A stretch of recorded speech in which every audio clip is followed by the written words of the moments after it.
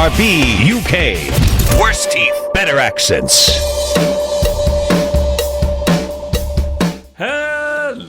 Hello, and indeed ahoy hoy, and welcome to episode 393 of BRB UK. I'm Dan, I'm one of your hosts. Hello, good afternoon, good evening, or even good night, or good morning, perchance, depending on what time you're listening to us. I'm here as usual with Tim. Say hello, Tim. Hello, Tim. And Coleman. Say hello, Coleman. Hi, how are you doing?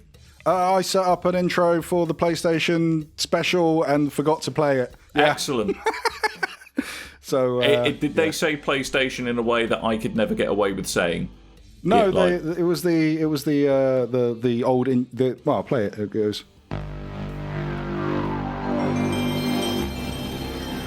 And then that goes into the intro, which everyone else will hear. We won't, because we're doing the show now. Because of the magic of editing. Yeah. I totally forgot this was a thing I started doing. Yes. Oh, you forgot about your soundboard. Somehow I don't believe you. PlayStation. Yeah, there we go. So before we get too far into this week, I'm just going to quickly kind of, acknowledge the fact that, as you're all aware, there was no show last week, and that was a very conscious decision by us three. We felt it was the right thing to do. I mean, God knows, us three talk, frankly nonsense every week. And I think the world had much better voices to listen to than us last time. Yeah. So it was the right thing to do. It's not enough for us to do. And, I'm making myself learn a bit about alternate points of view, which perhaps because of my upbringing, I haven't had to think about before. So, every day's a school day at the moment, and seriously treat it like that. Not understanding is no excuse anymore. So please go out there, read stuff, take the time to, have those difficult conversations with your family, with yourselves. Read things that perhaps might make you feel a bit uncomfortable so you can actually find out about what's going on in the world. Anyway, that's it. We're going to get back to normal service as of now. Normal, because I... Normally abnormal. Do you know what? I'm in the market for a new Wi-Fi router, and I'm a happy boy. I'm a happy boy. The Sony Wi-Fi 5 is upon us. Yes. I hate when I have to do this to you, Dan, but you seem to be the one to always do it. This is the most overused joke since the reveal of the PlayStation 5 is that it looks like a router. You walk into it every time, Dan. Like, if we prepped you for it, it would be not as accurately done as yourself. But, well done. But, It's almost like I'm doing it in a self-aware fashion for the lulz always or something. Going for those low-hanging fruits. What did everyone think of the PlayStation 5? What aspect of it, Coleman? Well, let's go for the actual product itself. We'll get to the games and stuff in a minute. But... Can I just answer your question if he's going to ask you more questions? Yeah. I'm generally excited. It was quite exciting. I quite like seeing the new console. I'm not sold on the overall design maybe yet. I don't know. But I'm excited to see the new console and some of what it can do. I like that the console is so ridiculously different. And whereas the Xbox is basically a small PC tower... and yes, this does look like if you stick it next to the Xbox, it's the router for that PC. To be fair, the Xbox is a box. I quite like the Harry Hill tribute that it's got going on, actually, with its big collar. Big collars! Big collars. Didn't even think of that. Yeah. Hey, it's original. I know. Some people have pointed out it's a kind of V shape, which mirrors the fact that it is the 5 as a Roman numeral as well. That's coincidental. That is so coincidental. I'm sure it was taken into some consideration in the design. Somebody somewhere said that. No, I like that it's different, but saying that, do you remember when Steam went, here's the specs for the Steam box, rather than make a Steam box, we are going to give the specs out to the world and then you can make one if you want and we have to license it basically. Yeah, this looks like one of those, yeah? This looks like one of those, the mini gaming PC console things. It does look like a late noughties, early tens Alienware product, I would say. And so there's two versions of the PS5. There is the PS5 and there is the PS5 Digital Edition. Now, never before have I seen some hardware which is clearly designed around the fact that, oh Christ, we forgot the Blu-ray drive. we better whack that on the side. I didn't like the look of it when in the reveal pictures, it's standing up. And they've done that with consoles before as well. And This thing is a big beast, so I don't know how long it is going to be when it is sitting down. About this long. But I don't know about you. That's good. When I saw the pictures on the reveal, I thought that the disk drive would be at the top right, but it's actually at the bottom left if you lay it down by the looks of it. Oh, is it really? Yeah.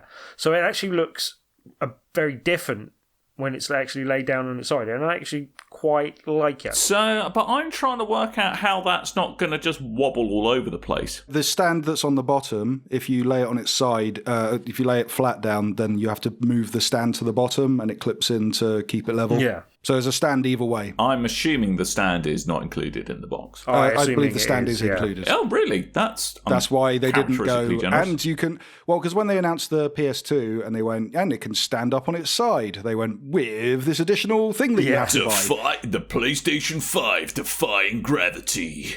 What they did with the PlayStation 5 when you can buy a PlayStation 5. Also, you can buy a headset. You can buy some charging dock thing. You can buy a camera.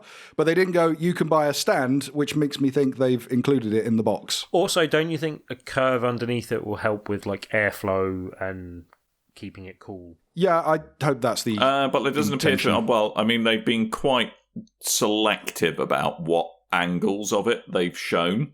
So, like, the top of... It's just the back they haven't shown. They've only shown one angle side of it. If you're looking at it from the front, you've only seen the right side. There's more angles available online. It's just what... I think they only showed two angles in the video itself. Yeah, and I'm saying, having seen other angles since, I'm a bit more sold on the design than just the standing up. But I'm weighing up whether I'll have to make room for it standing up rather than making room for it in my normal setup, because I don't know if it's going to fit in there. The only thing I'll say is, if it's longer than the Pro and the little unit you need for the VR, then it's not going to fit. I've recently got one of those brackets and bolted my TV to the wall now, so I do have space under the TV. So I can quite happily stand this up now. I'm happy about that. I mean, I haven't wall mounted my TV, but I have used the Visa mount round the back to actually mount my PS4. Oh, okay. You can get some brackets where you can actually use that. If you wall mounted it, you can't. If you want to wall mount your telly, you can't do it because there's not going to be enough airflow. But literally, it's like kind of my PS4 is backpacked on the back of my telly. One thing that did worry me was when they were finally getting to the box reveal. Can I just do a reality check here, Coleman? The state of the world at the moment, I'll just put that in as a context of things that are keeping you awake at night in the PS5. Why does that keep me awake? I was just saying, this is what keeps me awake at night. Okay. So when they show the box and it's all in shadow and they show, you really see the vents before you see the rest of the console. I love the vent. You get that blue light that's going through the vent. I saw that and instantly thought, that is going to be to clean. Yeah. Because I'm forever cleaning the PS4 Pro and the PS4 because the dust and the stupid little crevices, and now this. It's really hard. It looks like the PS5 or the PlayStation logo thing that's kind of carved out is in the corner, and you're going to have it flat. That's going to be in the back corner, and that's going to be a dust magnet as well. Well, I mean, I haven't kind of plucked up the courage to peel my warranty stickers off my PS4 Pro and actually blow the inside of it out, but you need some bit of the old compressed air. I love it. Yeah, I've got some handy, but I mean, I think I've got. I mean, having a look at the controller, if the controller's roughly the same size as a DualShock 4, I think it's probably about the volume of a PS4 Pro, I'm guessing. People have been comparing it on size based on the disk drive, but I think that's a bit easy. That is too easy. I don't approve of that. Well, no, you don't know how much room on either side of it. Like, if it could be bigger than it appears based on the slot that's there either side. You know what I mean? Like, it could It could appear bigger than it is depending on the size of the slot. Yeah. Gotcha. Lovely. Well, anyway, I like the design. I like that it's different and it's not another black box under my TV. Instead, it's a white curvy box. Well, it's going to be that thing of a little bit down the generation. Usually, PlayStation go, here's your black box, go out and buy it. Not Ride on Time, not that black box, but they release this thing, and then about a year and a half down the line, they'll go, and here's a white one, and everyone go, ooh, lovely shiny white one, but I've already bought the black one. Now it's going to be the other way around. It's going to be, here's the nice white one. Here's the black one. Are they definitely only releasing it in white? We don't know that yet. They haven't confirmed that, but it looks like it, but they haven't confirmed. But I reckon so. Because some of kind of like, well, invite's the wrong word, but you know what I mean. The kind of teaser image they sent, that was a DualSense 5. It's DualSense 5 in black. The black DualSense 5 was literally It was the DualSense 5 in blackness. Yeah. It was still a white controller. It was just that there was only the blue lights that were illuminating it.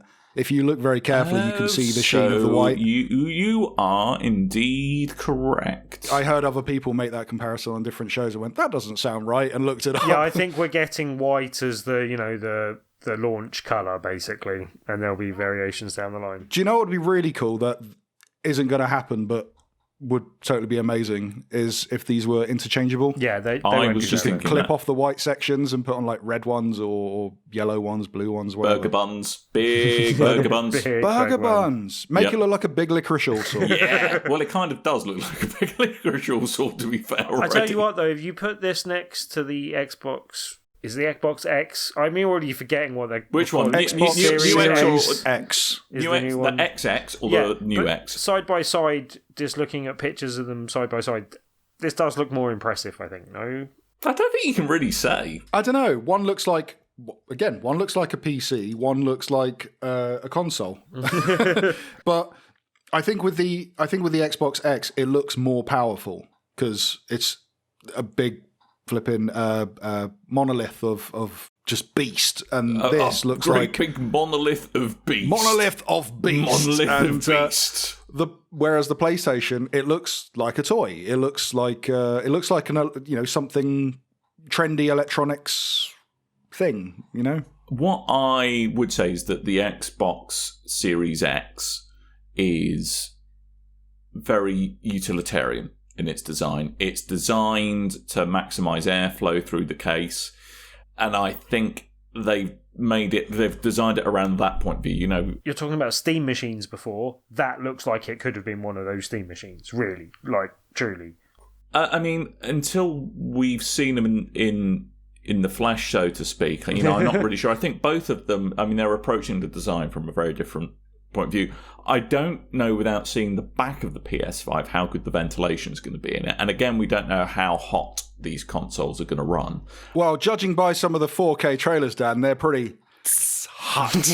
So yeah, we'll see. They have said that they expect this to be quieter. Oh, thank Christ. To be fair, starting up a jackhammer in my front room is quieter than my PS4 they've Pro. done, I can't remember if it was a significant amount of work or a lot of work. Or there was some quote about it that was basically something they said about. Wow, talk about under-promising. No, they have. We've done some work. Good. I think it was put a great deal of work, or it was something like that, into making it a quieter machine generally. So that's a good thing. Or are they just going, well, actually, our core user base is a couple of years older now, so some of them are probably able to hear a little less well, so they might not notice it as much. They're just giving you headphones. You know, there's the thing where they've said you can take photos of you from the GDC thing with Mark Cerny from Sony. And the Sony going, we're working on like the shape of your ear in comparison to how sound works with the console, and like you could. They're talking about 3D like, sound, basically, aren't they? Yeah, but like on the shape of your ear and all this kind of stuff. Would it take like, because you know we're a bit up in years compared to your regular gaming market. How dare you? I wonder if they'll take an analysis of our ears and go, we'll send you some hearing aids. Yeah, exactly. there we go, Grandad. I remember in my day all the consoles had a wood finish. That's a cool story, Grandad. Oh, if we could unclip the white bits and put on wood panels, that'd be amazing. That would be good. Yeah. That would be good. I'll be up for that. Wood panel finish, you cowards. Yeah. Any idea on the price? No, and I think it's quite interesting that neither Microsoft or Sony have revealed their They hands were to the shit. never I gonna think they're reveal the waiting price. they're waiting for the other one to blink first. If you've watched any other Sony reveal of their console, they've never talked about the price when they've revealed the console. They were never. It's the most tedious game of chicken in all of history. But they were never going to talk about the price at the launch. It was never going to be there. From different leaks and aspects and different pundits putting their oar in and stuff and what's going. I think you could be looking at a £600 console for the PS5 for the disced version, and then I reckon for the digital, £50-100 less. But only because they've gone. Here's a model that will. I don't think they'll be saving that much by taking out the Blu-ray disc drive. But what they will be doing is going, well, we can sell this one at a loss, but then the people that buy it, because you can't buy discs, secondhand games or anything like that at all, and now because of Sony's own little cleanup operation in the last year of stopping the sale of game codes for the PlayStation, stopping you going into game and buying a little card that has their games on it, you have no choice but to buy everything through PlayStation, which means all the profit is for them. So how do you think, bearing in mind the kind of, the economic pummeling that the high street's getting at the moment, how do you think kind of big box game retailers or even little box mum and pop game retailers are going to feel about this? Do you think they're going to be at all happy or willing to stock the digital version? Well, to be fair, I don't think there are many mom and pop retailers in the UK these days. But for the chains especially, if you look at electronic stores like Currys, for instance, and even Game with the Xbox programs and stuff, I think they will see pound signs in their ideas of, a credit scheme we can introduce. Well, I mean, I think this is the thing Sorry, and just to jump in as well, I believe Currys, in fact, have put a thing up where they've gone, you can put your name down for interest for the PS5 and then you can sign up to our credit program when the price is cut. It's very seedy. Yeah, I mean, I think one of the things that I found quite interesting was that from what we know of the two platforms at the moment, I would say the Xbox Series X is probably the infrastructure's a bit more there for it being a fully digital platform should people want it to be, and whether or not Microsoft are going to structure the price in such a way that the console itself is a loss leader and actually what's driving the profits of the Xbox business arm is Game Pass Ultimate. I wouldn't be surprised if that's the model that they go for. But it's interesting that we haven't heard any real concrete evidence of a discless Series X, because from what we know of the two at the moment, I'm surprised they're not going there in the same way that Sony is. It's cheaper to produce one model at the moment, I think. Well, yeah. I mean, I bet you actually we were talking about the kind of modularity of these side panels. Although I don't think it's going to be end user changeable. I reckon the top slips off so you can change the hard drive. Absolutely everything bar that bottom panel is going to be identical between the digital and non-digital version. With regards to the Xbox, I think what their plan is, and they haven't come out and said what the plan is, but there has been this long-rumoured discless version before we even thought that PlayStation 5 had a discless version. And again, there's more leaks this week that make it seem like there is a discless version of the Xbox Series X to come out. But I think by the way they've done their marketing thus far, their plan is to release the disc version and then 6 months down the line, then do the discless version. Whereas PlayStation is, here's the two. Also, I think when you're talking about shops and their willingness to sell the discless version, I think they're a lot happier that they're able to sell consoles than supporting something like Google Stadia, where they don't get any look in on any level. It's not like a lot of people don't buy digital. There are a lot of consumers that will buy products from a store possibly, but buy all their games digitally.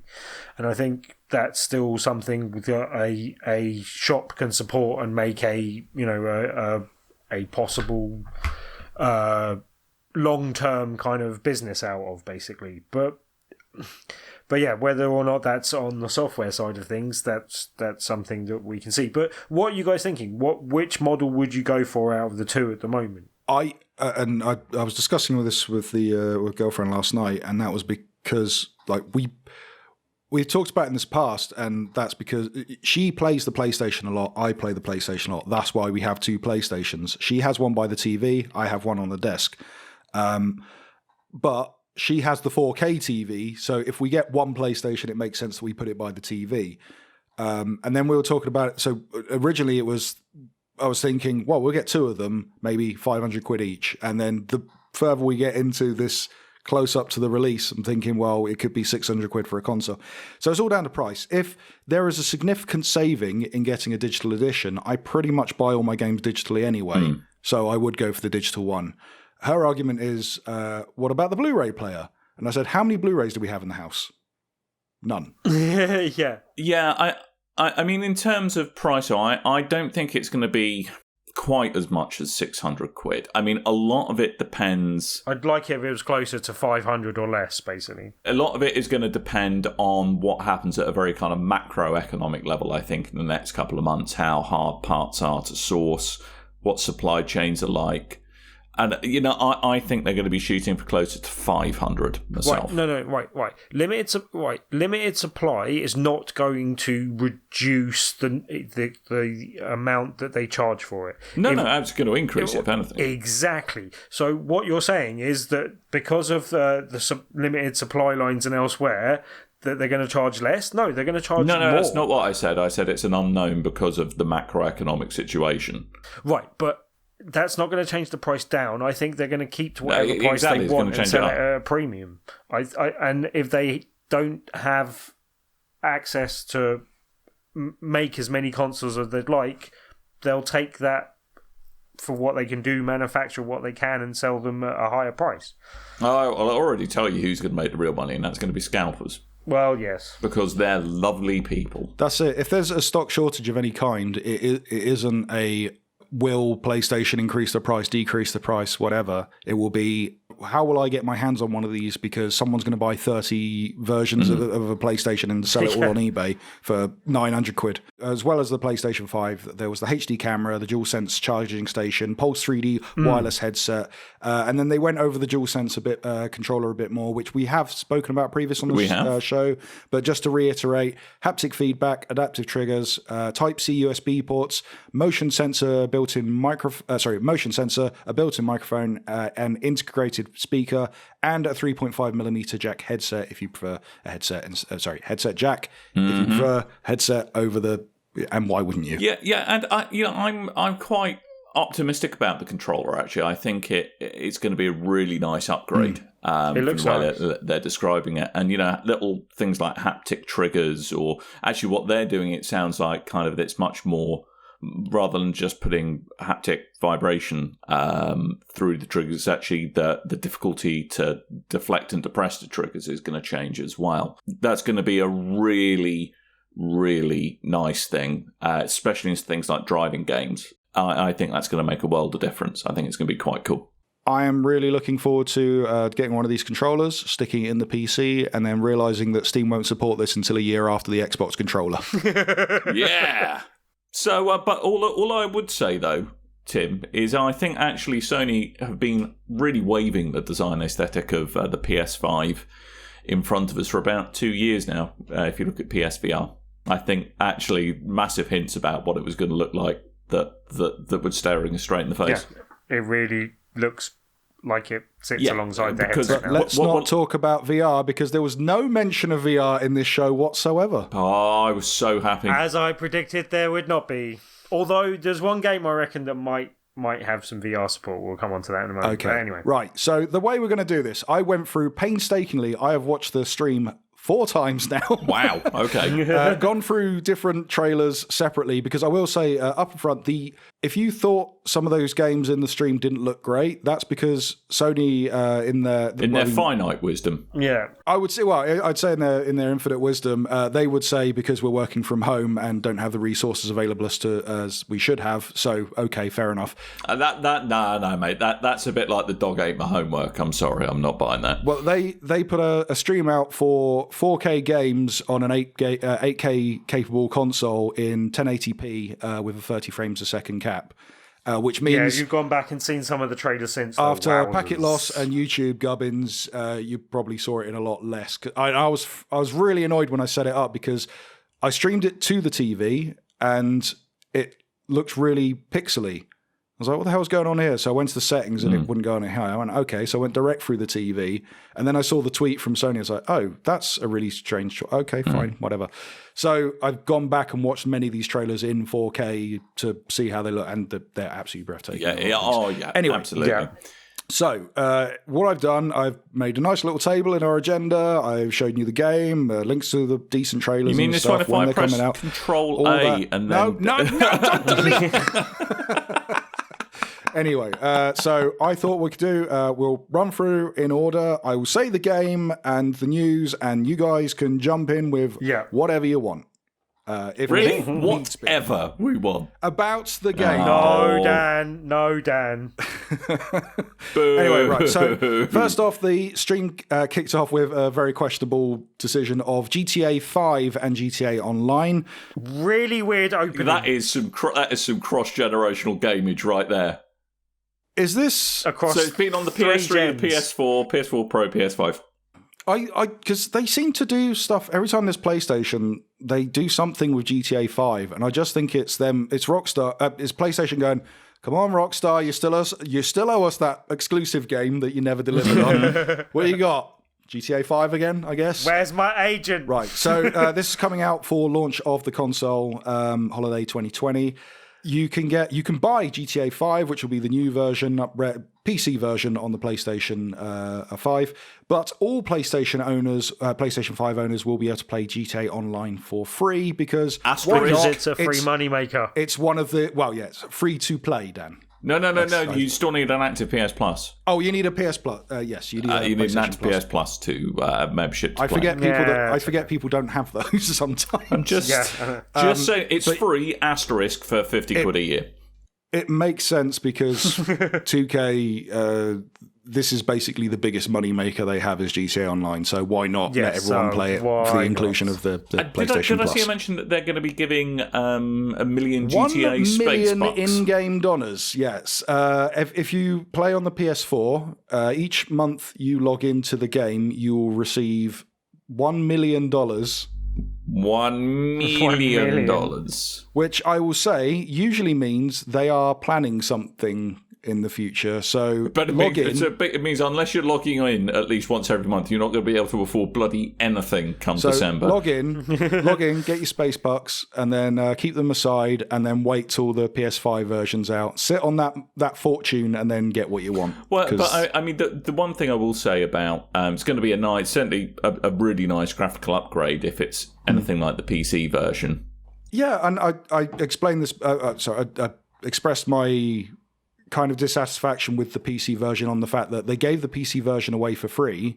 And I was like, yes, PC version. And I can remember you move your characters around from PlayStation to PC to Xbox, whatever you need, to find out that they stopped doing that about 3 years ago. If there's a better looking version on the PS5 and I can transfer my progress from PS4 to PS5, I will be very happy with that because that's all my progress. I want to move that forward, but I feel spoiled with the PC version, then going back to the PS4 version and going, I might as well rub dirt in my eyes for as good as this. That's my boy. That's my boy. You're learning. PC snob. I'm not a PC snob. I'm a PC snob.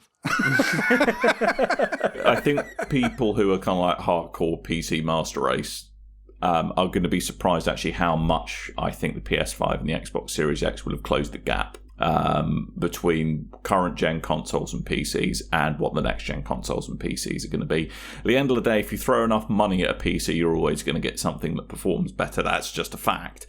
But I think in terms of bang for buck that you're going to get from the next generation of consoles, I think they're going to be a really powerful value proposition for people. I really do. So, Spider-Man. Yes. If you want to sell a console to me, you put Spider-Man on it at launch. And this is... Give me pictures of Spider-Man. The official name is Marvel's Spider-Man Miles Morales. So this is starring Miles Morales, the mixed-race Miles Morales plays Spider-Man.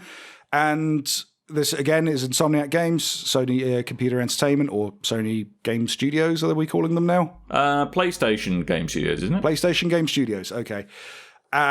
This is, all intents and purposes, an expandalone. It is an expansion on the previous game while also a improvement on the previous game.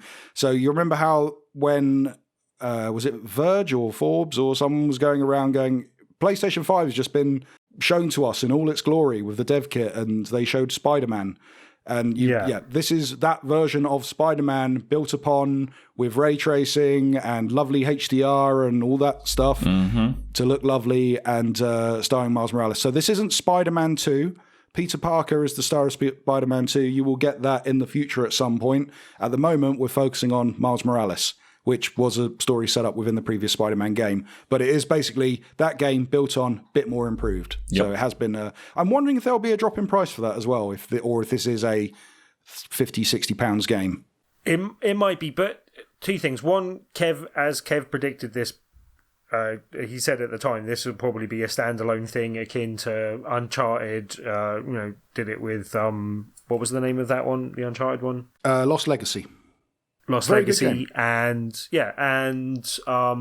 Insomniac have done it before with Infamous, no? Yes, they did it with Infamous, the vampire game, and also they did it with Ratchet and Clank, Quest for Booty. So, but I also think that there was a reason why, and people have been a bit down on this not being a full game and then being a bit shady about that. But one, I think it will be a good thing in itself, and I think it will be a good product and a good. I'm excited to play a Miles Morales Spider-Man game, basically, even if it's not full sequel. I'm quite excited by the prospect of just that. But I also think there is a good reason why they were showing off the console with this game. I think the new console will show you a big difference.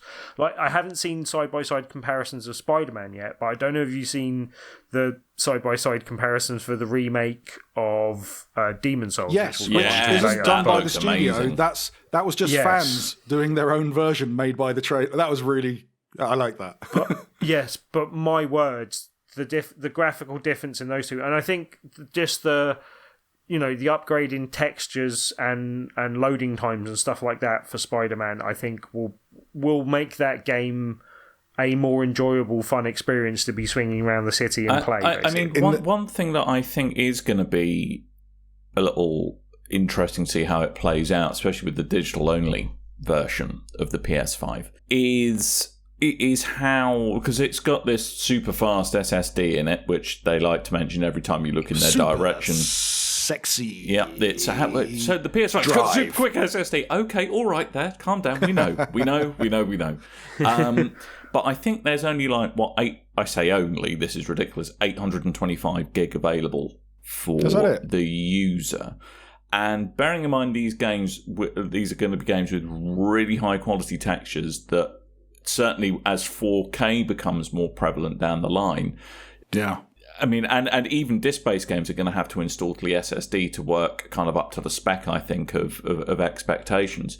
I know that we've heard a lot about the Xbox Series X has got that kind of plug-in extra super high-speed storage around the back of it. There's been no mention of anything like that for PS5. So my concern is hardware again. What?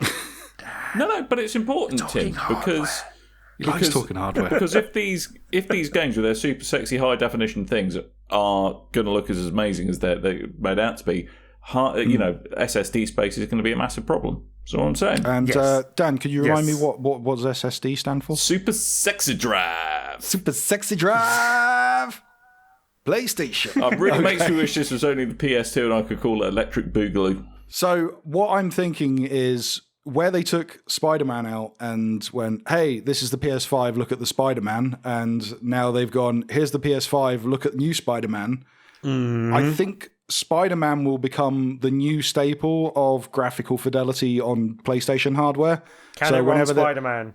Whenever there's a new VR game, whenever there's a new VR system, whenever there's a new console, they'll just go, And to show you, here's Spider-Man, which will replace all driving games. But speaking of which, Gran Turismo 7. Yeah, looking shiny. It looks very, very nice. Especially when you're not watching the stream. It is a very beautiful video. Yeah, no. I mean, because of the kind of rapid movement, obviously, in that as well, it didn't do too well with the artifacting. But yeah, that game looks incredible. The kind of attention to shadows and textures and things, absolutely amazing. And because they showed everything from a first person, and you kind of see the way the light hits the dashboard and the reflections in the windows and the mirrors and stuff, and all that looks amazing. But at the same time, I was thinking, I'm never going to see any of this because I always play outside the car.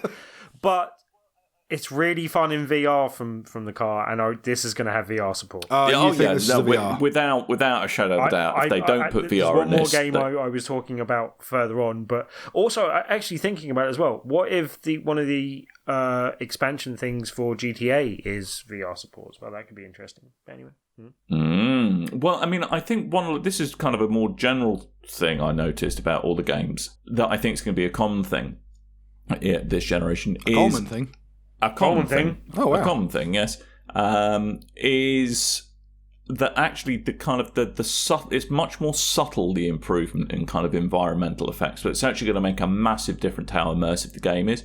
Because there was a couple of times throughout the PlayStation review, including Gran Turismo, where I thought, wow, it looks so atmospheric and so absolutely kind of bang on because of all of the fancy pants, very subtle lighting effects, but it's kind of the way all of those things combine. And I think once you layer in the kind of massive audio improvements they're putting in with 3D audio, I think, games are going to be incredible to play in this next generation. Just so much more immersive, and with VR as well, Tim. Much like I hate to say you're right, you're probably right. Yeah, I think Gran Turismo 7 is going to look really good. I'm hoping they don't do what they did in the previous game, was just having a little bit of it. I hope that was their experiment, and that they've put all their time into making the full game work in VR. That would be good as well. Well, they were like, "Hey, we've got a career mode." Yeah. We've got well menus done. that actually look better than they did before, even though they still kind of look kind of lame. I was going to say, They showed the trailer, and then they went, oh, by the way, I think you're really going to enjoy the career mode. And then they show the career mode, it's like, it's all done in menu. It's rubbish. Yeah, exactly. And it's like in a pretend street, and this lady going, hi, how you doing? And they've put someone's face in the corner, so that's okay now. Yeah, I don't know. I really wish Polyphony. Polyphony either just went, so that we're just gonna go full, put all of our effort into the driving, not do any of this UI nonsense. But no, because the problem they have, like, it's so bland and boring outside. But let's save that conversation. No, it's fine. Although I was very upset to hear there was no evidence of lift music in any of the Gran Turismo stuff. If they don't make their extras basically be menus, which is great because Tim's something to talk about on the show. If they don't do when they did show that, I was like, Tim's this one's for love Tim. This one. He's specifically talking to Tim. If they don't do everything in menus and they actually put some, I don't want to say effort, but more effort into extras in the game. Throw that shade. How long does it take them to make a Gran Turismo game? Or I've always done it. A Gran Turismo game already. They'll add another 6 years on development. Right. I mean, I just think this is pretty Tim quick really wants Gran to talk. Turismo. Just really want to get on with talking about the next game. Anyway, sorry. And it would have been a more salient point coming closer to other things. But I was just going to say, you said before that Gran Turismo is and driving games are a good way of showing off new consoles. And you said that Spider-Man you thought would be the comparison point. I actually think that Ratchet and Clank Rift Apart did a better job of showing off the technology than either of those games. I thought it looked incredible. I'm with you on that. This was the perfect demo for the PlayStation 5 because not only it's like, hey, look at this amazing stuff we can do with the tech. We can use ray tracing on the reflections of Clank. We can make you seemingly hop different worlds without any loading time. They can do these amazing things, but also it's a game that existed on the PS2, so we're familiar with it. We've seen it in PS2, PS3, PS4 iterations and how that looks. Then seeing it on the PS5, so it's familiar, but at the same time breathtaking. And particularly when they were diving between those different areas. Yeah, and that stuff. was No, that was like- really cool. And that was really cool. I really hope that's just not a scripted sequence, like you can jump in between worlds seamlessly like that, because then it will be very impressive. But that did smack of this is a scripted sequence at this point. Yeah, but even so, just loading that whole world in that instant. That's I know, powered by but- super sexy drive. And the only reason, because when I saw it, I didn't go, wow, look how they've done that. I thought, oh, this is a scripted section. And then afterwards, when the guys are like, oh, we can hop seamless worlds with a blink of an eye, I'm like, okay, I think you can do that. You can actually do that. Maybe not switch 1 to 2 to 3 to 4 to 5, just keep on going in a chain in that particular way, unless it is part of a scripted event. But instead of getting aboard the ship, loading screen, picking your planet, loading screen, like maybe pull up a sub menu and straight in, straight out, different dimensions and stuff. And watching that kind of gameplay, it looked like the game we were promised with BioShock Infinite. Yes, it did a bit, didn't it? What we should have got, which makes me think, mate, if they could only make BioShock Infinite today, and maybe with that tech demo could be a reality. The next game looked like it was something that was really sort of pushing what we saw in the tech demo that we saw recently from the Unreal 5 engine thing. Yeah, and I thought I didn't see the intro when I was initially watching this, and sort of looked up and went, this looks a little bit like modern day Final Fantasy-esque in the character models and stuff, and then noticed it was a Square Enix game, so it makes sense. That makes sense. Project, if I'm getting this right, Athea? Athea? Yeah. Athea, okay. And this is the first one in the lineup that isn't a straight PlayStation 5 game. This is also coming out on PC at some point. But this is Luminous Productions and Square Enix. It was a very... We have a tech demo and we have cut this up into a trailer. Yes. Trailer. I mean, I have to say that it was a stunning looking game, very stylish, stylishly put. It was a stylishly put together sizzle reel.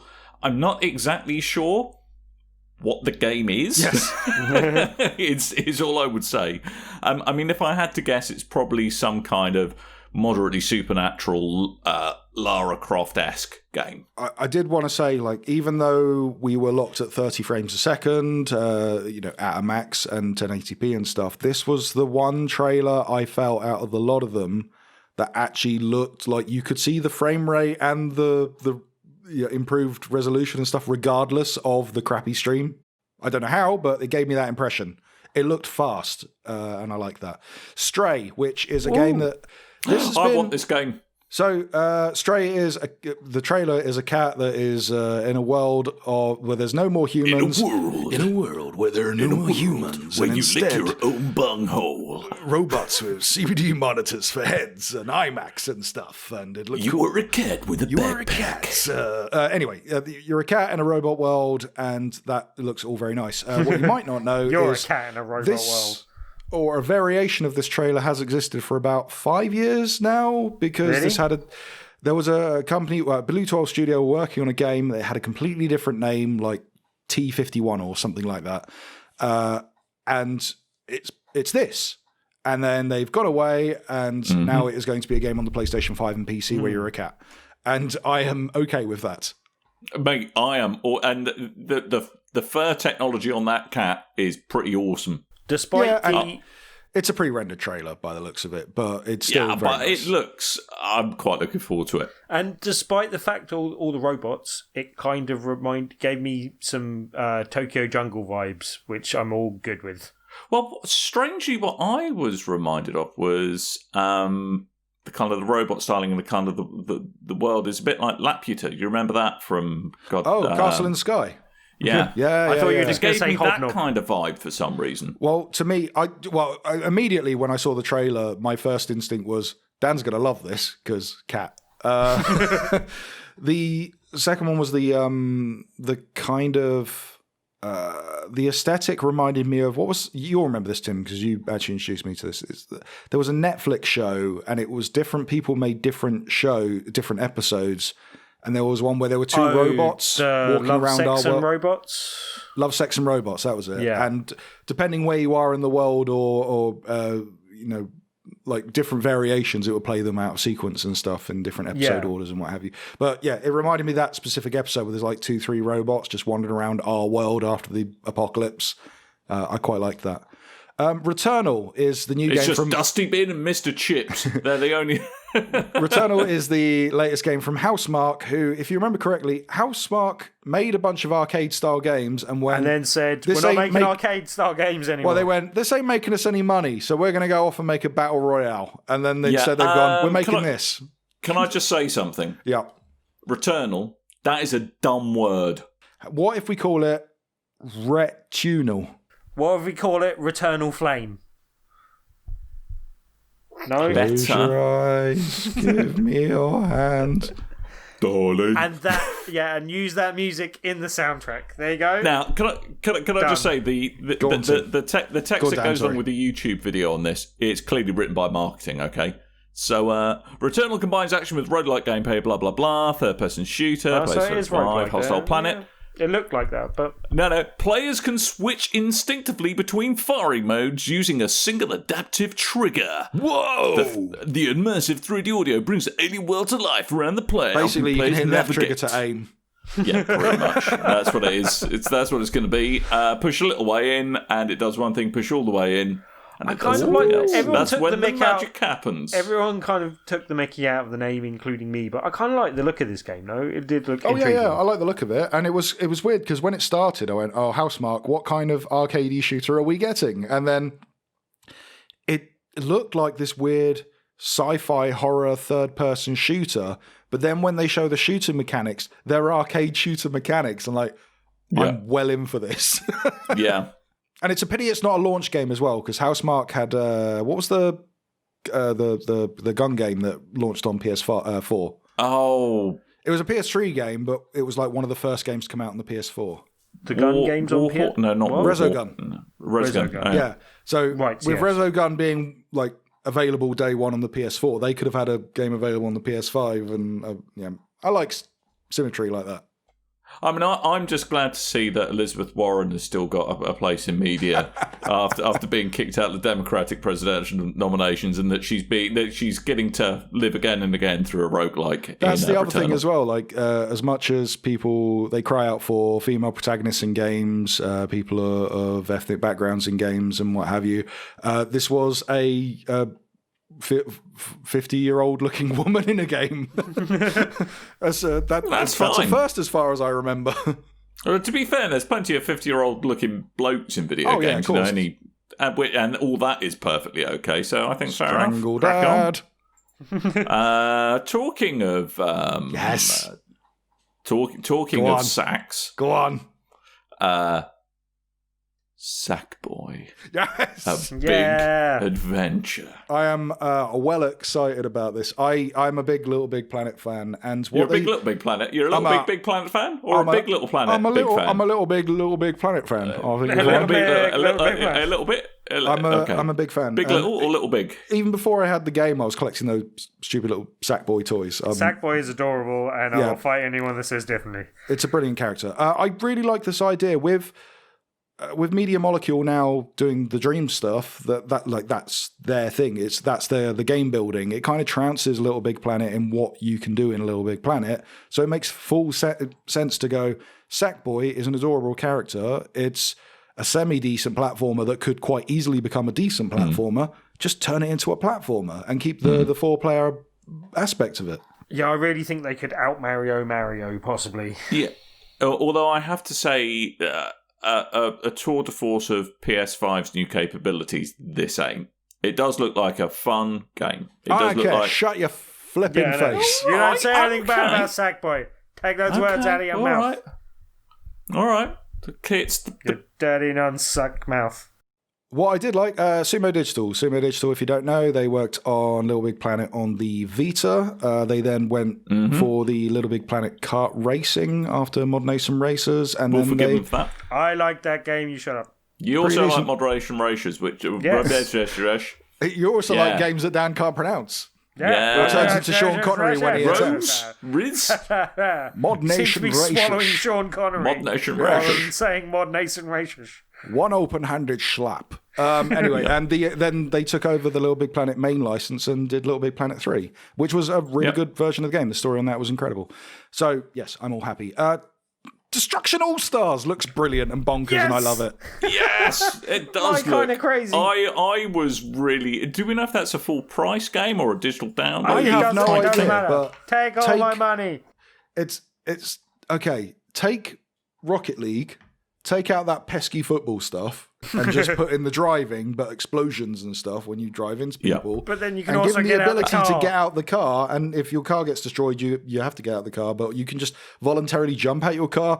Yeah. And at one point, jump did on I other see people's car. Well, on one point, did I see rightly? Someone jumped out their car and kicked another car. Yeah, a little bit. I love that. I mean, all I want to be is the bloke. I just want to be the bloke with a cardboard box on his head. That's all I want to be in life. I really hope that's a launch game. I really, really do. It's to be announced at the minute. Yeah. So I don't think you're getting your wish there. But yeah, that looks amazing. I was well up for that. And Yeah, that again, was a nice surprise. That was one that popped up, and I went, yes! And my girlfriend looked very confused and went, it's a fun-looking driving game. I am all about this. It's Destruction Derby for the new age. Kena Bridge of Spirits by Ember Lab. That is coming to PlayStation 5, PlayStation 4, and PC. Looked Really? interesting. Yes. It does. I mean, I heard this a couple of times actually across the games. It was all about the kind of the narrative about the kind of the power of the PlayStation 5. And the PlayStation 5 allows kind of games to be closer to art than they've ever been. This is from the creators of a Majora's Mask fan film that came out last year, apparently, when I looked into the studio. And yeah, you can tell this is a kind of a bit of a love letter to kind of the N64 era of Zelda games, without a shadow of a doubt. Which is good. Which is good. There are worse things to be to model yourself after. And there's them cute little... Like Primula. This reminds me of Overlord, if you weren't the bad guy, if you were a good guy. Oh, okay. When I saw you all collecting these little creatures to basically help do your bidding and stuff and solve puzzles and things, I was like, oh, it's literally Overlord. One that garnered a lot of hate online. Goodbye Volcano Earth. Oh, that's a shame. Which is, if I got this right, it's a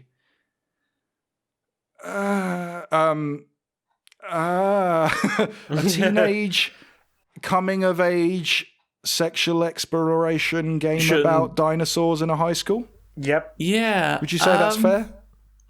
Yeah, this is... yeah. And also, coincidentally, the one game I had no interest in. Oh. Yeah. I know someone that worked on this game, incidentally, but hey. Oh, I feel really bad now. I looked at it. I went, "That's a very pretty looking game that I will never play." It's like, it's like, what's the? It's a really popular one. Life is Strange.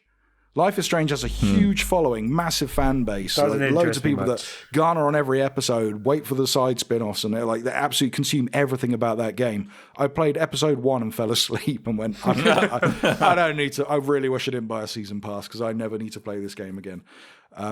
But, if it's your thing, then hats off to you. Enjoy. And again, PS5, PS4, PC. Yeah, and again, you could criticise it for not necessarily showing off the graphical fidelity of the place, but I kind of like the fact that they are definitely still showing the fact that they're supporting indies, and indies are a large part of the equation still. And, good for them for willing to take the risk on something different in such a high-profile way. But also, the next one, I think, is where they really did a sensible thing of partnering with someone that they have done before to bring an indie platform to something that gave the whole thing a nice... kind of undercurrent of PS1, basically, with having Ratchet & Clank before. Just very quickly, I will say, I'm saying what the platforms are, but it's the current confirmed platforms. Some of these might be coming to other platforms, they just haven't confirmed it. In some cases, these are timed releases that are coming to other platforms, but because the way the deal works, they've gone, this is a timed release exclusive for PlayStation, coming to other platforms. They won't tell you it's specifically coming to Xbox or Switch or whatever. So with that in mind, Oddworld Soulstorm. Yes. Oddworld is a series of games I've never really massively dipped my toe into the water with. And it's probably a bit of an inexcusable blind spot that I have. I love the first two, Oddworld and Oddworld 2 Abe's Exodus. Brilliant games. And they did a remake of the first game and then went, well, the next, fans like me thought the next logical step is Abe's Exodus. And they went, No, we're making Oddworld Soulstorm, which is taking it in a completely different direction. It takes influence from Abe's Exodus, but branches off in a different way. And judging by this trailer, Abe swears. That's weird. You what? Yeah, he did. Gets his mouth cut what? open as well. Yeah, and he cuts the stitches off the mouth. I love this. And the first thing he does in his dirty, potty mouth as a swear. Disgusting. As a cheeky little swear. I think I've really liked... Well, no, I have liked or really liked a succession of the other games, Stranger's Wrath and the other stuff in the Oddworlds. Yeah, I've never got into them. But there have always been games I'm like, oh, this is really cool, I should play more of this, and then never really got as deep into them as I could have done. And I've never loved any of them as much as I loved the first Abe's Odyssey, basically. But this looks like something I might dabble in, but yeah. Yeah, was it Munch's Odyssey on the Xbox? Yes, Munch's Odyssey and then Stranger's That was the Wrath, misstep, I felt. And then I never bothered with Stranger's Wrath at all. Stranger's Wrath was better than Munch's Odyssey, I thought. There was bits of Munch's Odyssey that had like some really nice game design and was interesting, but it just never was... It always seemed like, this is weird, I want more Abe, but Stranger's Wrath was better. It was a good, interesting, like, hunting with critters that you could fire from your crossbow. Just in case you don't know, and Dan, you might be one of these people, can I just tell you the premise of Abe's Exodus? Because this used to give me nightmares as a child. Right. So Abe's Odyssey, they're turning the Mudokons into... Abe is a Mudokon. They get turned into meat, and they're canning them and selling them to other Oddworld inhabitants. In tasty. The second game, they're making something called Soulstorm Brew. And sounds tasty. It's a soda that is made from... if I remember correctly, the ancient bones of buried dead Mudokons. Right. But so oil. To get the Mudokons to be their slaves, they use blind ones to dig them up, that they stitch the eyes shut. Oh, and that used to creep me out when I was little. Ooh. Blind ones that couldn't see. Ooh, that gives me the heebie-jeebies. Yeah. Ghostwire Tokyo, talking about heebie-jeebies, from Tango, Gameworks, and Bethesda. So... this was a game that was shown off in 2017. We got a pre-render trailer that made it seem like, hey, this is one of those psychological horror type games that is coming out. And then Shinji Mikami jumped in the driver's seat and went, now I am full hands-on in this game. And it is not what you'd expect from Shinji Mikami. No. The creator of Resident Evil. It is a first-person game where you're throwing Hadoukens at Slender Man and headless schoolgirls. I think it'll look quite interesting. This is the one that I reckon might have VR support as well, as a weird thing. Really? Because it would work, I reckon this game would work really well in VR. With move controllers, so you can do all this, and then the move controllers do all the motions. Will make you go... That's why we need better move controllers. Sorry, but that's not audio version there. That's my arm flowing off to the side. Again, this is one of these games where I think it's very difficult to actually tell from what they've shown exactly what this game is. It could be anything from, as you say, Tim, like, kind of a VR first-person shooter. It could be like an on-rails, almost Time Crisis kind of thing. I think generally this is going to be a first-person, open-world, like, horror. I'm not sure it would be like investigation or just combat-y type stuff, but it would be an open-world horror kind of wandering around. I want an emotional roller coaster, damn it. But it's a first-person shooter just with spell-like combat, basically. Mm-hmm. I don't think this is going to be as much of a departure as you think in terms of themes. I think the format of the game will be different. I think basically it might just be the way the trailer's been edited, but think it looked GTA like with ghosts. It looked more Ghost TA. More action heavy than psychological horror, which that's a departure.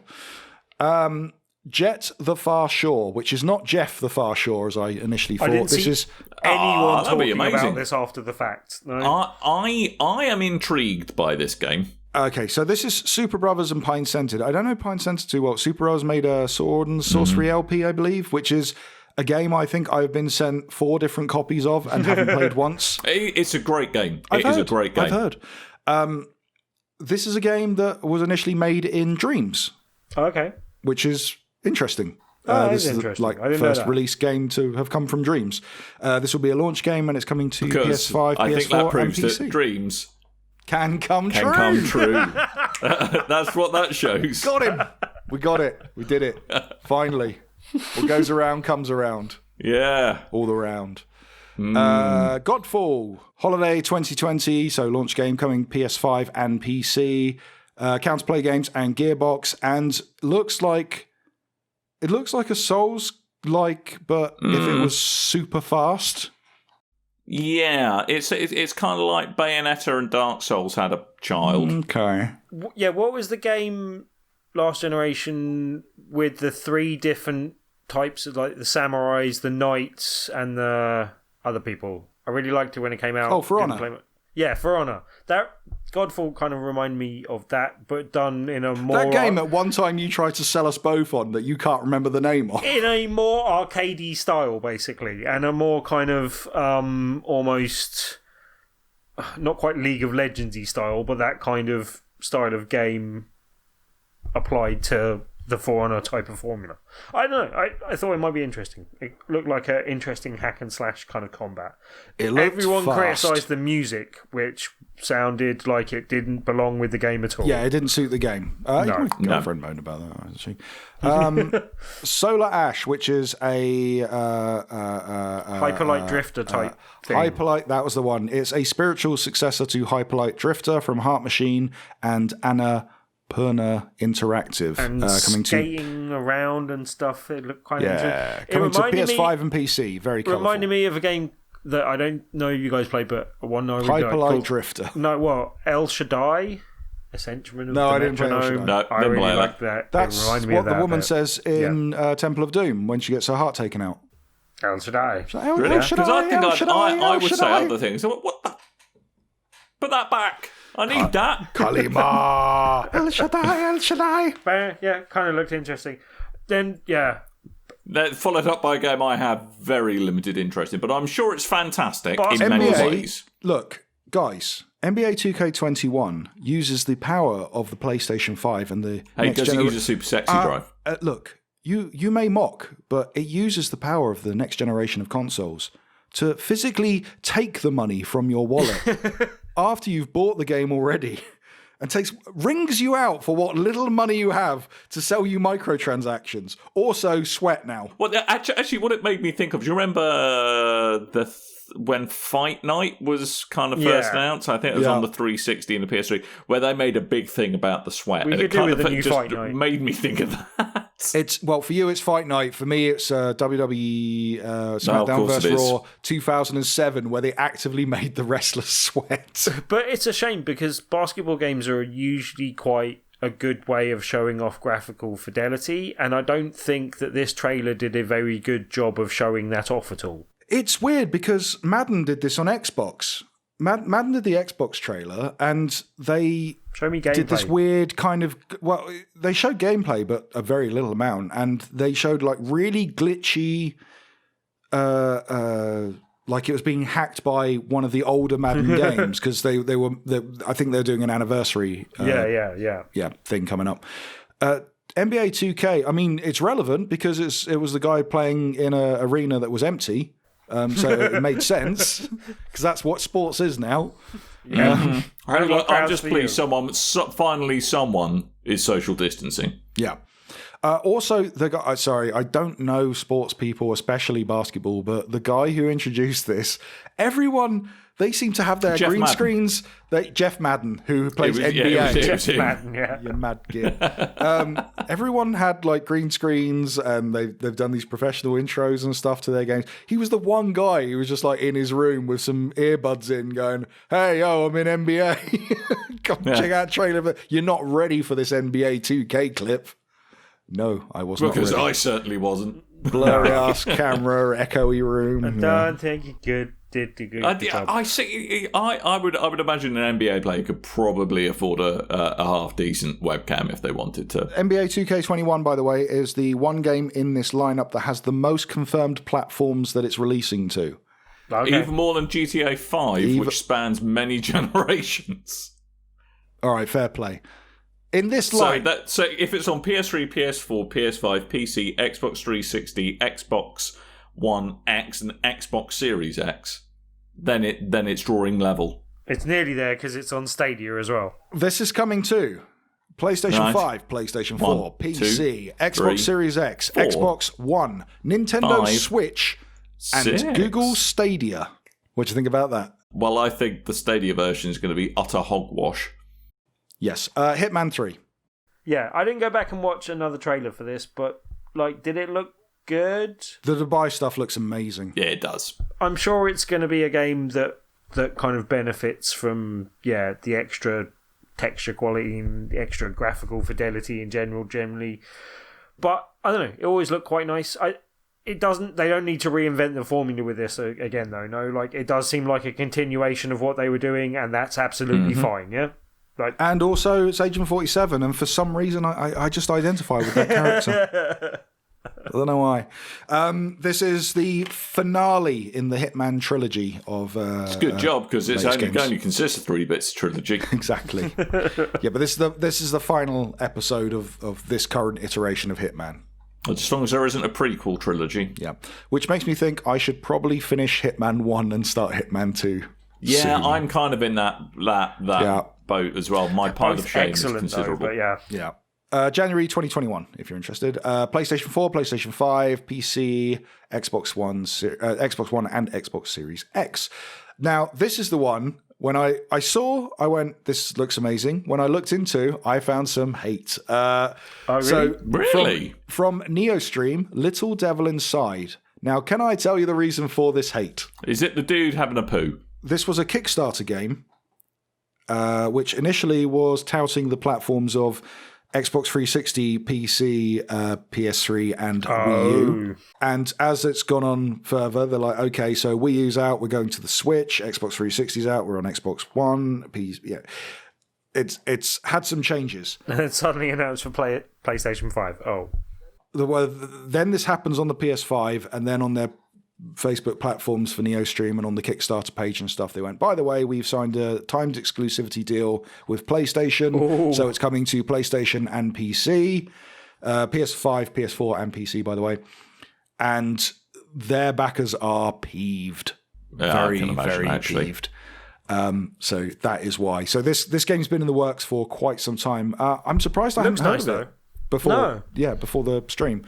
It looks really nice, and I think it's like one of the top 5 games out of this lot that I saw and went, I need this. I need to play this game. It looks really interesting. And I don't know about the old man having poops and baths and stuff while it's all going on, but I really liked the exploring survival nature, like running away from things while the guy's like, mad expressions and arms flailing and stuff. I thought it looked really nice. The character model reminded me... Was it 80s, maybe 90s? Who is the guy in the paper mache head? Oh, damn it! I was going to make this observation and forgot. The Adventures of Frank Sidebottom. Yes, right, that's the one. Yes. It reminded me of that. I'm running away from a dragon. Oh God! But no, I'm really looking forward to this game. I think actually the little bits they showed, I think the combat mechanics in it are going to be quite good as well. It kind of always reminded me a bit of Breath of the Wild in that way. But how does the old man tie into it all? He is dropping brown nuggets of power. We're going to move on to the next game. Basically, you are talking the denizens of his toilet bowl. Dan. Yes. Yeah. Anyway, moving on. Yeah. Bug Snacks from the creators of Octodad. This is a trailer that popped up. And by the way, launch game, PS5, PS4, PC. This popped up, and I rarely swear on the show, but this was the point in the stream I went, it, I'm game. I'll play this. I don't know what it is, but I'm interested. It looked crazy. I really thought I was having a stroke when I watched this. I thought the voice acting of the Australian walrus creature was terrible, but other than that, really, just the mad kind of. Is that the only problem that you found with it? Yeah, that was the only problem I had with it. And it didn't look like next gen technology to make this game, but it looked like. It just looked like a bizarre game that had kind of a throwback to Viva Pinata, which I'm all for. Bought those comparisons. Young Horses commissioned someone to sing a theme tune for the game, which you should definitely do for every game you announce. And it was weird, and all the Bug Snacks can form together to make a bad bug snacks. Weird strawberry. The thing that it's like me out, Ultron, but weird. The thing that freaked me out is when you ate things, they became your arms. Yeah, you turned into them. Why would you? Like so you have like a curly fry as a hand. Yeah, curly fry arm, strawberry after eating arm. a burger. What? The one that's the mayor says like I had my wiener arms. Yeah. That means something different in the UK. I've got my wiener arms and I dropped a torch and now the town's on fire. Things like that. But yeah, it ended with a jump scare or an attempt at a jump scare, which I thought was very. I like the kind of Pokemon nature of the bug snacks, where like the strawberry is crawling along going like strawberry, and then at the end like there's a burger like walking along and you hear it in the background, burger. I'm all for this. Yeah. This looks so odd. I'll leave you to report back on that one, Coleman. Good. Astro's Playroom now. Yeah.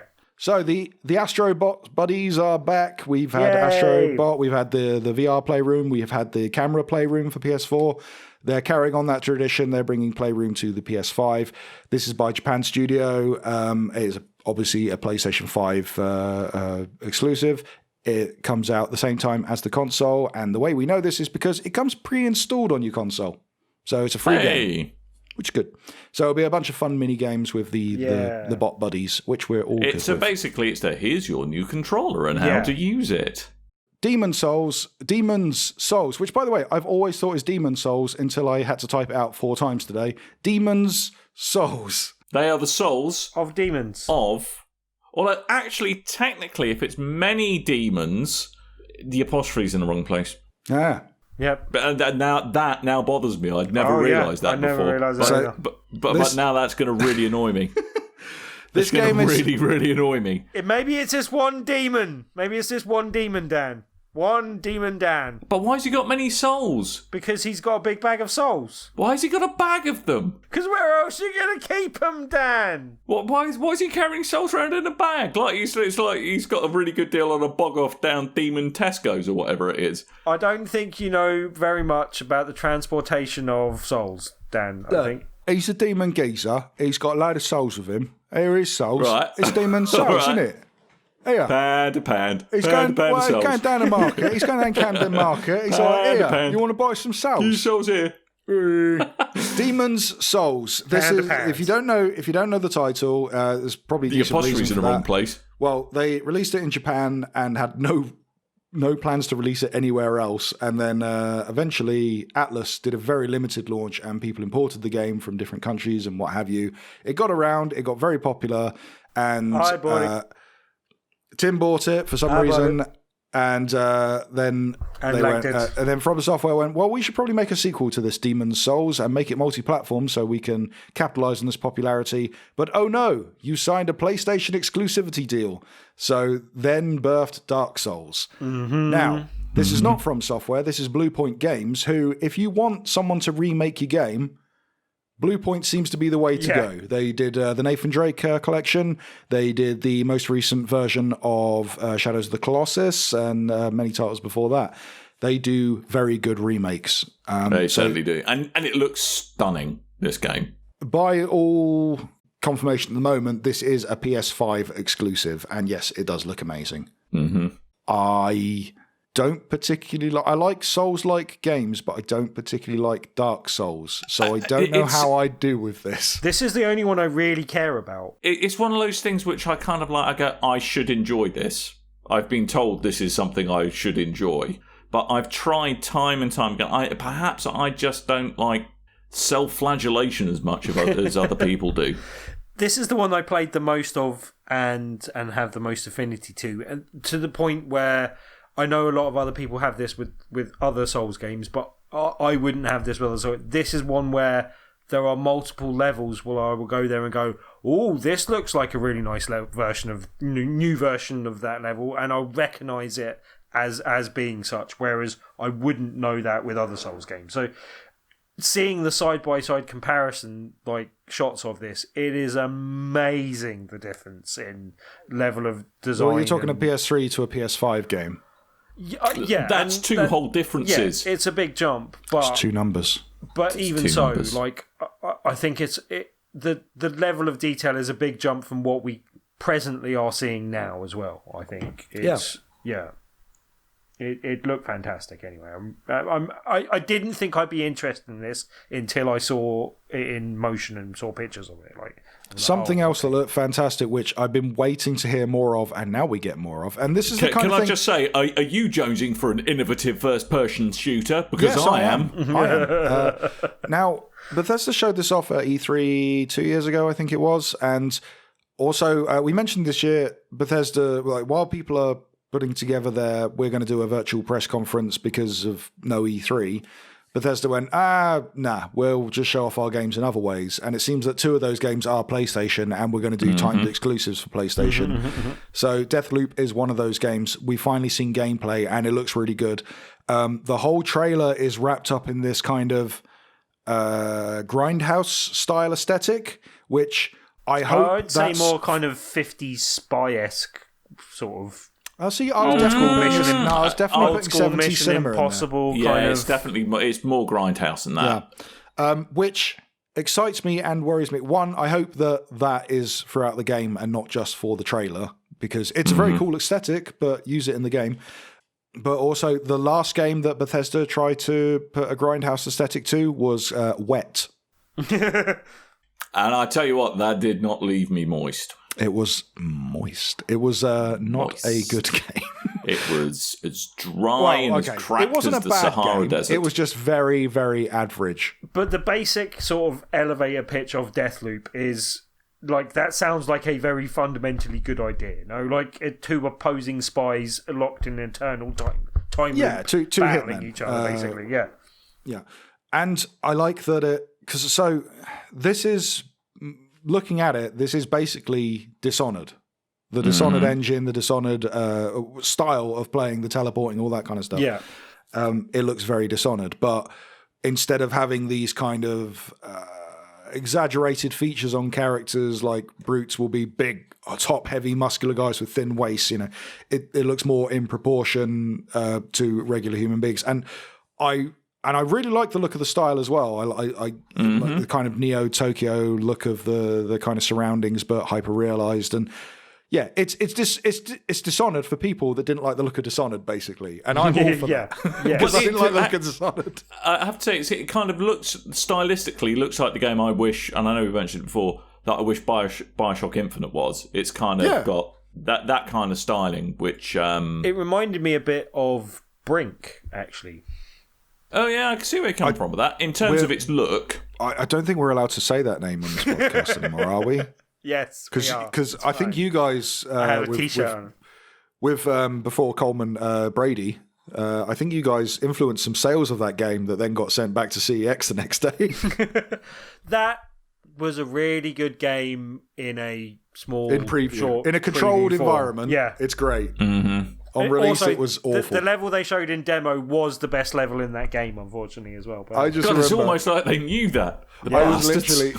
I remember hearing on a podcast you guys raving about Brink, and then me, young Coleman, walking through Portsmouth, walking past the CEX to go to work, and I just saw a fucking wall of Brink for £2.74 or something, like so really. You could buy 50 of them. Well, it was lucky scamp. ridiculously low, and I was just thinking, this game came out days ago. That's a real shame, because it really had some redeemable qualities. I think with a bit more time in the oven, it's a shame. It could have been, but yes, it's got. I see what you mean. It's the kind of first-person shooters, powers zipping across, very fast, fluid movement. It will be like cool to start, but amazing when you master kind of game, and I'm all for that. And you can even be the guy who is stuck in the loop trying to take down his target, or you can be the person that keeps screwing up his loop each time. I love that idea as well. I'm hoping that's a player each time. I'm guessing that the 2 main protagonists and antagonists are going to be 2 human-controlled characters. I don't know that's necessarily the case, but it looks like that could be the setup for it, in some ways at least. If they do that, I hope it's optional, because as has been proven to me every time I pick up a multiplayer first-person shooter, people will grief you. 99.9.9 thousand players are better than me at first-person shooters. And also 99.99% of them just want to wind you up. Yeah, they just want to grief you. that could just be age for all three of us, but I was also reading up on new TVs this week. How dare you, Timothy? And realised that could be the fact that I don't use my game mode very much, or the fact that I could do with a better TV. Could influence it a little bit. I'm not saying it'll, save me and I'll start winning Fortnite tournaments with a better TV. But dude, I would love to see you play some Fortnite. I would love to see you stream Fortnite. No, shall we try stream some Fortnite? That would this be literal cannon absolutely hilarious. I've built a fence. I'm dead. Oh, I've built some stairs. I'm dead. We'll all stream some Fortnite, but we'll use cross-play. So, like, Dan will do it on the PC, I'll do it on the PS4, Tim will do it on the Switch. I kind you do it on the Android. On the Android. Cool story, Grandad. I kind of almost want to make that happen. Yeah. It sounds like a logistical nightmare, but I want to make that happen. Speaking of things I almost want to make happen, should we get back on track? But I don't want to edit. Yes, sorry. Yes, Deathloop looks awesome. And again, timed exclusive, PS5, PC, but has been confirmed at some point for Xbox Series X, so some point in the future, Xbox Series X. Now, Resident Evil 8 Village. I don't know about you guys. Can I just say, Animal Crossing's gone directions I wasn't expecting. I don't know about you guys, but this looked like someone at PlayStation didn't convey to someone at Capcom what frame rate they should be sending their trailer over in, because it looked like it had been exported very, very badly. Really? And I don't know if that was just the choppy nature. Ooh, look how creepy it is. But it looked like they'd upscaled a 20 frames per second trailer to 30 and then stuck it out on a stream that didn't quite handle 30. Okay.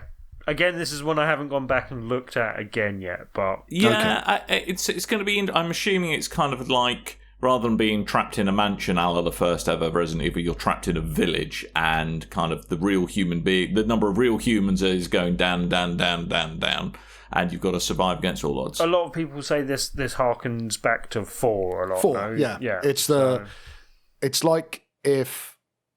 Well, I don't know what it's like. I think you're the same antagonist as you were in 7, but instead of being very Texas Chainsaw Massacre inspired, it's more kind of Eldritch horror mixed with like werewolves. Like they didn't look like any zombies in the trailer at all. No, you couldn't see any zombies, did you? Yeah, and they didn't really do zombies in the last one. But I've heard rumblings, like rumors of maybe this Ouroboros virus again.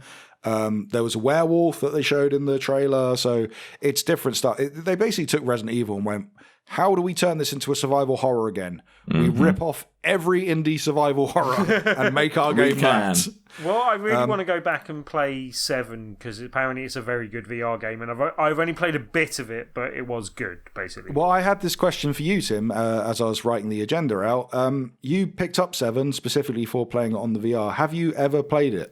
I played a bit, and yeah, it was good. It was creepy. It was enjoyable, and I meant to go back and play more, and just haven't done so. I think I played like an evening of it. Basically. It's I think it's $7.99 in a sale at the moment on PlayStation, the Days of Play sale. So I picked up a copy. I think we should for that, basically. Make the effort to try play this for next week. Really? Okay. Yeah, I can get stuck into some. For all we know, it could be our new favourite game we've never played. I have heard people say this is slightly influenced by the fact they like horror games, but I have heard more than one people say that this is their favourite VR game, basically. Okay. So, maybe I'll try in VR then. I don't know. All I remember is be super scary. I had a copy of this game for purposes of doing a Big Red Ramble video, because I did the Big Red Ramble for the beginning episode, whatever they called the teaser for the game. Kitchen. Not Kitchen, there was another one. It was called Beginning Hour. Yeah. Okay. And I did that, and it went over well. So I went, I'll do one for Resident Evil 7. And it wasn't even like a scary jump scare. It was like a gate moved or something. And that was enough to make me jump so high that I kicked the desk so hard that I detached the capture equipment, got really angry for doing so, and then never went back to it. But this will be... Common. You absolute cockend. This, again, will be quite interesting to see if it's a game that is given VR support again, considering that they did do the last one. It's fairly likely they'll do this one. It was like the big pusher for PlayStation VR. It was like, this is a full game that you can play with or without VR, and supports like entire VR throughout the entire game. That was really good. Pragmata, which... until they said Capcom, I could have sworn this was Hideo Kojima's next game. Yeah, I thought Hideo Kojima's been playing some Division and some Dead Space, and this is what he's come up with. That. My girlfriend said this looks like Division 3, and I said this looks nothing like Division 3, but I see where you're going. I saw this and went, this looks like the Kojima Productions Astronaut Skeleton, and I thought the thing was going to lift up and reveal a skeleton. But it did not, and it turned out it was a Capcom game that's coming out in 2022. 22. Long while off. Yeah, That's the okay. future. Oh yeah, for a pre-rendered trailer, it looked fantastic, but we got nothing out of that. I don't know what about the circumstances made it okay for that little girl to be apparently breathing on the moon. She wasn't a real girl; she was a robot. I think the whole thing is a simulation thing. Things going on in the eyes. Yeah. They were doing a thing where they were in a city. Things going on in the eyes. Yeah, it was like stuff in the iris and that. They're in a city, New York, I think. I don't know. I wouldn't watch it properly. And then they smash through the atmosphere, and then they're in space, and then they're looking over Earth. They're on the moon. I really like that idea, but we didn't really see a game. They're going to talk about it more next year and then release it the following year. But that's PS5, PC, and Xbox Series X. Probably the most interesting game Capcom have teased in a while, I think. Yes. Although, based on that trailer, that game could be bloody anything. Yeah, and it's 2 years away, so who knows? Hey, so perhaps they don't know what game it's going to be. Let's release this trailer and see what people think this game is, and then we'll make something based on that. Yeah, absolutely. And lastly, in this mammoth PlayStation 5 edition of BRB UK that wasn't intentionally meant to be a PlayStation 5 special, but I guess it is now. That's going to really annoy some Xbox fanboys. I have to say, this almost made me pre-order a PS5 on site. Horizon, well, you can't because no pre-orders are available at the minute. But but if I could, just shut I up. can, then I'll go into an alternate dimension like Ratchet and Clank and order a PS5 where the coronavirus didn't happen and I could order one. Stop being an and they were only £20. Yeah, all right, that's never going to happen. Horizon Forbidden West, which I've written down as Horizon 2 Forbidden West because there was a numeral 2, but apparently that was just a stylistic choice. They took two random words they could and jumbled them together and put them on the end of Horizon. So that's what we got now. Arse biscuit. Which there's two random words you can put next to each other. Don't go that way. What way? West. Why not? It's forbidden. All right, I'll go Forbidden West it is. West, I guess. Guerrilla Games. Should we do a Horizon name generator thing? Just Horizon and any two words. All right, have a think about it. By the end of the show, I want everyone's Horizon follow-ups. Okay? Good. That's it. And you listening, that's your homework as well. I want a Horizon follow-ups with two random generated names. Horizon Forbidden West, a lovely, lovely, lovely trailer. Very much that aspect of this is a living, breathing world. Look at the cool stuff we can do with the power of the PlayStation 4 and the super sexy drive. All very good. I like that. The kind of aged up nature of the robot creatures. Like there was that big one that was essentially a mound of the land, and he was like a big turtle, which gave me big Never-Ending Story vibes. I was waiting for it to sneeze on Aloy's face and all that kind of stuff. Throughout this entire trailer, I thought, bugger me, I've got to go back and play Horizon Zero Dawn and finish. Yes. I need to go back. And the expansion I'm nowhere as well. near done. I'm nowhere near done. That game pays off really well. I really like the game. I really need to finish it. But I put a lot of time into it. I think it's a difficult one to pick up again, no? Like, it feels like... Well, I think you'll probably have to go back. I put a lot of time into it, played other games to talk about on the show, and then went back to the game about 6 months later and just could not figure out what the hell to do for the life of me. Oh, that was it. No, sorry. I was playing the original, but I was playing it on the first PS4, and it kept melting down because of the overheating problem and stuff. Bought a PS4 Pro, came back to it, and forgot how to play the game, and just could not beat this one thing that was put in front of me. One thing I want to see going into the new generation that no one's talked about, but I'd really like to see in-game tutorials where you can menus. Oh, I love a menu. No, where you can replay through tutorials from just a menu selection where you can play through all the tutorials. Oh, for God's sake! Get you up to the point without having to replay the whole game again. Yeah. Because it could do that contextually. It could be like you haven't loaded this for 30 years. You might want to have a reminder of what the X button does. You can call it buys too many games in a year mode. Yes. Yeah. That's it's a great game though. And what I really like about Horizon, it looks like they really kind of go back to this again, is kind of this forgotten civilization and nature being ascendant and kind of what the collapse of humanity as a society and trying to work out what went before. I really think narratively that's really interesting, so really glad to see it back. Have we got our 2 words, by the way, gentlemen? I thought we were waiting to the end of the show. No, we'll do it at the end. We'll do it just after community feedback. Alrighty. Okay. Which we better do, we because will. we've been yes. So sorry. on. PlayStation 5, please give us your opinions on the PlayStation 5, how the stream went, what you think of the games that are coming up, what have you. Now, I'll skip over everything. We're not doing a what we done played this week because we bit too much PlayStation stuff. Blame Sony. Where's that? Blaming Sony coming in PlayStation. here, there we go. giving us things to be excited about in the middle of a crisis. Hey, but we have heard from people in our community feedback section. That is on facebook.com/BigRedBarel, on Twitter @BigRedBarel, on Discord, which you can find a link on the front page. Apparently, people on Macs are having issue with that link. Yeah, drop us a message. We'll send you a personal invite. It's fine. We'll figure it out. And tell me if you let us know what the error is, maybe we can fix the thing. Yeah. I heard there was a site you can sign up to look for new Discord searches and stuff. I'll get signed up onto that and give details next week, most probably. But anyway, Matt via Twitter @BigRedBarel on Twitter. He wants 3. What do you think of the design? Well, we answered that. Are you getting one? Yeah, maybe. Yes. Are you going standard or digital? Are you going standard or digital? I think digital, but it depends on the price. If it's an exorbitant price for the standard compared to the digital, then I'll probably go digital. If not, then I'll go for the standard. I could cope going digital. The one thing that stops me from definitely doing it for some reason is thinking that, it's got HD Blu-rays, I can get HD Blu-rays now. But will I? I don't know. I'm not sure. Technically, all Blu-rays are HD. I think you mean 4K Blu-rays. The ultra HD Blu-ray things you meant. Yes. No, I like the idea. I like the idea because you can find physical media a lot cheaper in specials online. I've mentioned before, when everyone spent £50 on No Man's Sky, I found a physical copy for £25 on launch and was very happy about that. Also, you can borrow things. When people were spending 40 quid on Brink, you could get a copy for £2.74, my friend. £2.74.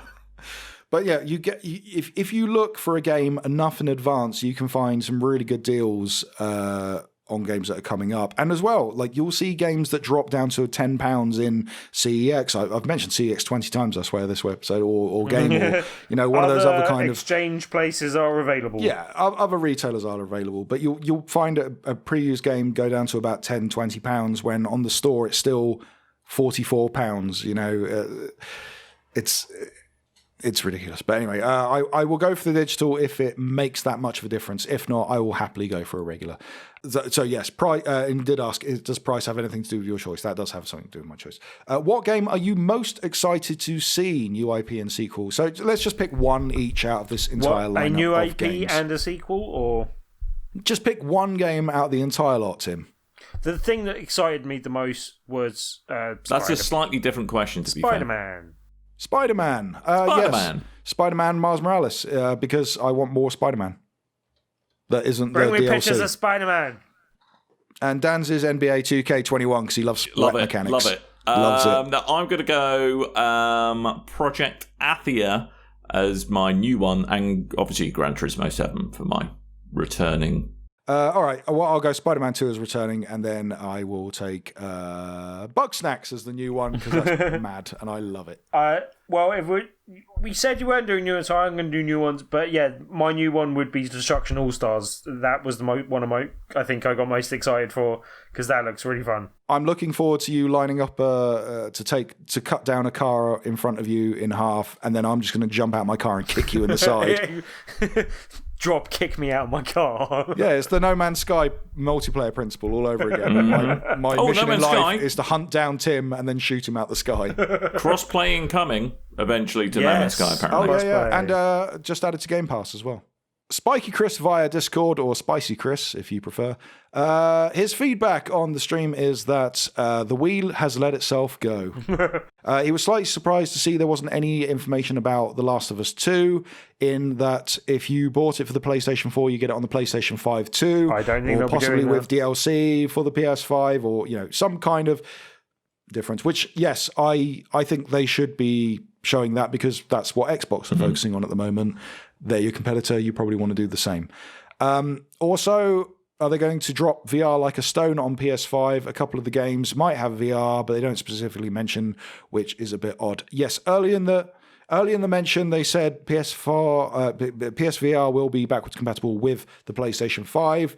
They haven't said in what context or anything, and this stream did not help in that, I felt. No, but what I think they do, I think they've probably got something that's worth its own announcement coming up. I think a great, massively improved specs on the headset, and I think that's where they're going to go. But they can't fix screen dooring, and I'm really annoyed with that. Right, they've already announced the backwards compatibility. They're not going to announce a new headset for at least a year after launch. Minimum year, possibly 2. Technically, Tim, yeah. This is the first big stream that the world is watching. 7 million viewers, by the way. Over 7 million viewers watching the stream. The world, like every kind of version of a consumer for PlayStation would be watching. Whereas we are taking our information from Forbes and Verge and all these kind of gaming and outside media sources, because we, specifically we do it for this show mainly, because we're that kind of gamer inclined, I guess. But we know that there's backwards compatibility for 100 titles, but they did not mention it on this reveal stream. We know that there's PlayStation VR functionality, but they did not announce it on this reveal stream. It seems strange that they've done that. No, I don't think it's at all strange. As you say, the audience that they got at the moment, the audience that they have at the moment, possibly the audience you just mentioned, don't even know PSVR exists. They don't need it mentioned at this moment in time. It muddies the waters. But they would have played it in King's Cross Station. They will be bringing out another headset in 1 or 2 years' time they will do as exactly the same as they did in this generation. They will treat it as a new console launch. And they will not do that anywhere near the actual new console launch. As I said, it will be a year or 2 apart before we get that. The only problem I have with that is the fact that I don't think we will get improved move controllers or improved hand controllers of some description until we get the new headset, which means we're waiting a while for that. The one thing that might be an improvement is the fact that they seem to be saying there's a new camera coming at launch, and that could possibly have some things which possibly better detect the moves or pick that up a little bit better. It looked like a kind of dual prong webcam, a very smaller version of what we have of the PlayStation camera at the moment. So I think that'd be easier for positioning and stuff, because these cameras are a dick to move around. Yes. But anyway. Do you reckon it might be... Is there any possibility it's a wireless camera, or is that too much? No, it wouldn't be a wireless camera. No, and that Tim, for VR, that wouldn't work because of the latency that would introduce. Did you see? Sorry, just to go off tangent. Did you see the PlayStation VR teams? They were showing off like a patent to the finger tracking on a controller. Tracking technology. Yeah, that excites me. Although they did look like Atari joysticks. Yeah, true. But I think the first year or so of things that will be exciting for PSVR owners on PS5 will be games that are up-resed and ported across to PS5 that will look nicer and shinier in your existing headset. Well, again, it's that low-hanging fruit. That's the quickest win. here's PlayStation VR, it can do this. And then before PlayStation VR had even come out, they went, here's the PS4 Pro. It will double the frame rate, double like pixel count on your PlayStation VR. So it'll be interesting to see what they can do with the PS5. Exactly, yeah. Skydark via Discord, as he does every week, he says, question of the week, who is your favorite video game villain? I will go first. GLaDOS. Ooh, good shout. Thank you. I've been thinking about this for 2 weeks. Oh, you had a head start on us then. GLaDOS is a very, very good answer. Favourite video game villain? It's not like it's been in the agenda for 2 weeks. Yeah, I just didn't see. I think partly aided by the movie M. Bison. Street Fighter. He was always like the big final boss in Street Fighter for me. And ultimate power. Yes. the movie just cemented like some lines like, for me it was a Tuesday. That's the best part of the film. Yeah. Without saying something. That's one thing that springs to mind at least. Not in terms of functionality or, like a boss I like to battle necessarily, but Dan the Doctor Man, who is your villain? You see, you've already nicked GLaDOS, and GLaDOS is a really good answer. I'll tell you what, I'll take LeChuck and you can have GLaDOS. All right. Technically, Wheatley's not the nicest person in Portal either. I do like Wheatley. Wheatley's quite... And he's, spoiler alert, does turn out to be a bit of a villain as well. Another good answer, but it's still slightly spoilery, but it's long enough ago, probably okay. But let's just say BioShock antagonist is quite a good kind of, that was a good... Is that the antagonist or the story that reveals the antagonist? Well, exactly, but it was a nice turn to get there, and that was interesting from that perspective kind of thing. Would you kindly say that's the antagonist? No. There's some good old 2006 memeage for you there. Yeah. Lastly, Neil Lapointe via Twitter, he asked us to please not forget to mention the Racial Justice Bundle on itch.io or itch.io, if you will. Absolutely. At the moment, so this is a bundle that is raising money for the Black Lives Matter campaign. They have raised over $5 million at the moment. And if you look at the bundle as well, I'll put a link on the Discord and in the show notes. But they were looking for $5 million. They have raised just over $5.5 million. Yes, this is a $5 bundle of content created by 1,304 creators. Mm-hmm. That's a lot of games. Big crazy. That's it. There are 1,637 games for $5. And That's a lot. frankly, I mean, Celeste is in there. That is just worth the price of admission. There's a game called Night in the Woods. Collateral Damage. Collateral Damage. Skyrogue. That's what I'm saying. There are games in there that are worth way over $5 on their own. Ooh, Nuclear Throne. Nuclear Throne's in there. It's a worthwhile cause. It's a lot of it's a bloody good deal. So just go do it. But the most important thing before we go, because we really do have to go, this is a long show. Yay! Your editing. Horizon words.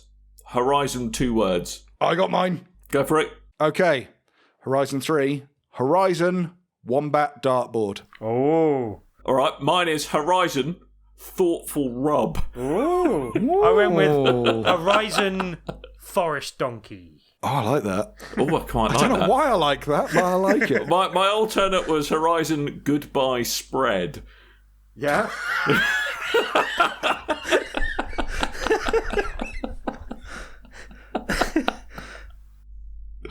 Lovely. And on that note, let's go. Let's go. All right. Thank you ever so much for listening. You know where to go on the internet. www.BigRedBarel.com. Twitter, BigRedBarel. Facebook, search BigRedBarel.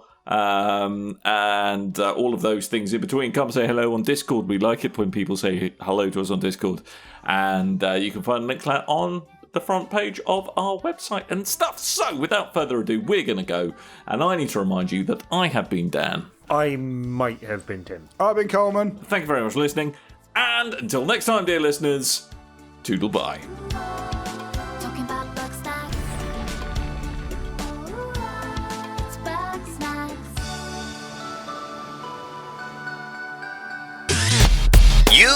And your ears are quite welcome for the podcasting goodness that you just heard. Why not roll on over to BigRedBarel.com for more podcasts, news, reviews, and videos from the biggest, reddest site on the internet, BigRedBarel.com.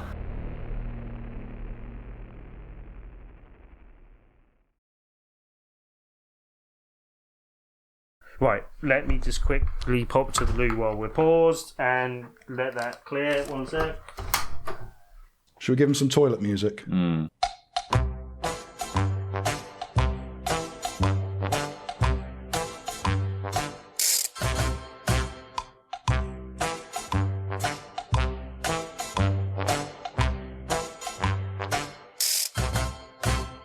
Tim's gone for a Tim's gone for a He's having a because his prostate. We were thinking about doing a makeup show, But we know nothing about makeup. Nothing. And also it's an audio podcast. There is so, that. listeners, I got all dolled up for the occasion. I'm hearing a nice little bit of rouge, some beautiful eyeliner, if I must say so myself,